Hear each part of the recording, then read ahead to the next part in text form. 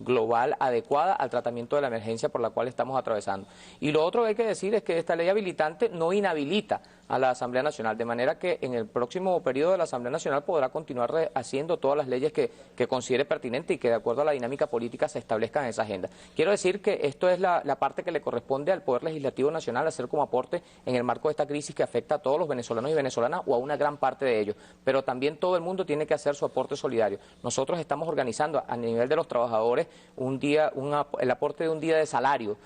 para hacer un fondo con ese día de salario de todos los trabajadores y trabajadoras que voluntariamente lo quieran aportar para donarlo también a los fines de que se haga algo en pro de los damnificados, se haga un aporte solidario hacia los damnificados que en este momento tenemos en el país. Ahora, hay un elemento en torno a las leyes que se han venido aprobando en los últimos días y se dice, bueno, la oposición venezolana no habla bien de ningún elemento de estas leyes, pareciera que todas estas leyes van en contra de los ciudadanos. ¿Qué tiene, por ejemplo, la ley de partidos políticos y reuniones públicas y participación que tanto molesta, sobre todo a los sectores políticos? Porque no es tanto a los ciudadanos que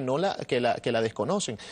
sino cuando decimos los ciudadanos que la desconocen nos referimos a los que tienen una tendencia oposicionista, sino los sectores políticos, los partidos políticos del Pacto de Punto Fijo que se oponen a esto. Bueno, efectivamente, esa ley lo que pretende a grandes rasgos es evitar que se cometan fraudes a los electores y electoras, evitar que los ciudadanos y ciudadanas que en un proceso electoral van a apoyar un proyecto político luego resulten defraudados producto de la brincadera de talanqueras como ha ocurrido con un pequeño grupo de diputados que actualmente forma parte de esta Asamblea Nacional y como nosotros esperamos que no ocurra nunca más. Nosotros estamos convencidos de que con esta ley se garantiza que los electores y electoras tengan la certeza de que los que eligen van a hacer el trabajo que ofrecieron y no otra cosa. No van a ser tentados ni van a cambiarse luego de opinión o a comenzar a actuar en contrario de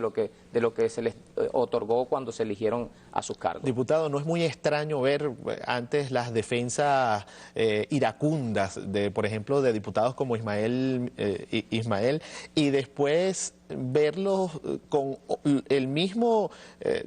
énfasis, pero completamente opuesto? Eso es una demostración clara de lo que es un fraude al elector. Esos compañeros que están allí pues traicionaron a los venezolanos y venezolanas que votaron por ellos cuando estaban respaldando al presidente Chávez y hoy lo adversan producto de situaciones que uno no puede determinar de forma clara, pero que tienen que ver obviamente con una brincada de talanquera que han echado y que hoy los pone enfrente de la mayoría de los venezolanos y venezolanas y en contra del proceso revolucionario que lideriza el presidente Chávez. Las actuaciones de la oposición... El caso de Ismael García, el caso de Pastora Medina, el caso de Juan José Molina, ¿no? Este sector de Podemos que fueron electos en su mayoría cuando uno va con los votos del Movimiento Quinta República, hoy Partido Socialista Unido de Venezuela. Y esas son las traiciones y esos son los fraudes contra los electores que esta reforma de ley plantea no se deben permitir en el futuro, precisamente porque no se debe seguir permitiendo, facilitando el fraude a los venezolanos y venezolanas que van en un proceso electoral a expresarse en favor de un proyecto y que luego resultan traicionados como estos traidores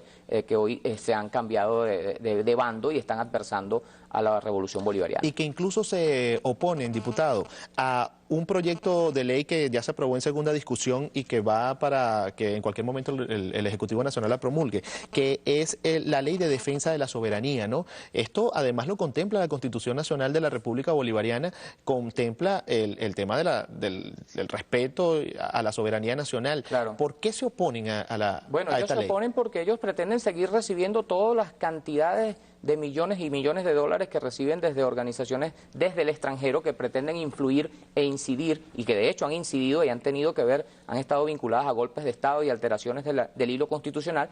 Nosotros estamos diciendo que eso no se puede permitir, como no se permite en muchos otros países del mundo. En el caso de Venezuela, nosotros tenemos que ponerle punto final al chorro de millones de dólares que vienen desde ONG de distintos países del mundo, pero particularmente desde los Estados Unidos de Norteamérica, para financiar conspiraciones, para financiar golpes de Estado, para financiar rupturas del hilo constitucional y para ir en contra de la democracia y de la libre voluntad que tienen los venezolanos y venezolanas de seguir construyendo una revolución pacífica y democrática como la revolución bolivariana socialista que lideriza el presidente Chávez. Sí, uno se pregunta, diputado, ¿qué pasaría si en Venezuela se crearan unas ONG para financiar algunos grupos en los Estados Unidos contra el gobierno de Obama? Eso está prohibido en Estados Unidos y bueno, el mismo Obama lo ha dicho que es una cuestión peligrosa y nosotros aquí no decimos menos que eso. Nosotros no podemos permitir que sigan influyendo desde el exterior con mucho dinero que tienen en lo que son las políticas y la forma de hacer política en nuestro país. Tenemos un minuto para el final, pero usted es presidente de la Federación de Trabajadores Ferroviarios de Venezuela. Así es. Y tiene una información en torno a las elecciones que se realizaron recientemente en el metro de Caracas. Bueno, sí, efectivamente, nosotros públicamente quisiéramos aprovechar este pequeño espacio de tiempo para hacerle un reconocimiento a los compañeros trabajadores y trabajadoras del metro de Caracas que una vez más, en un proceso electoral cívico caracterizado por la transparencia y por la pulcritud, se escogió una nueva junta directiva. Una nueva junta directiva del Sindicato de Trabajadores del Metro encabezada por el compatriota Edison Alvarado, por cierto, con una victoria contundente, aplastante, en contra de las planchas de la derecha, que estaban, bueno, digamos, auspiciadas por el Universal, por el Nacional y por Globovisión,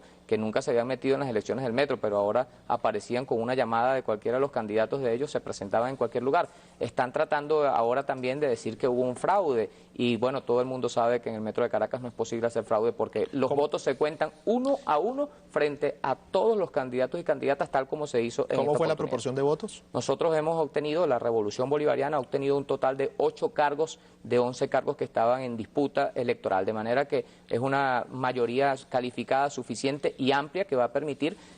afirmar que los trabajadores y trabajadoras del Metro de Caracas continuaremos haciendo los aportes necesarios para lograr la estabilización de ese servicio en los estándares de calidad adecuados que merecen los caraqueños y caraqueñas y los venezolanos y venezolanas y que, por supuesto, la claridad política en el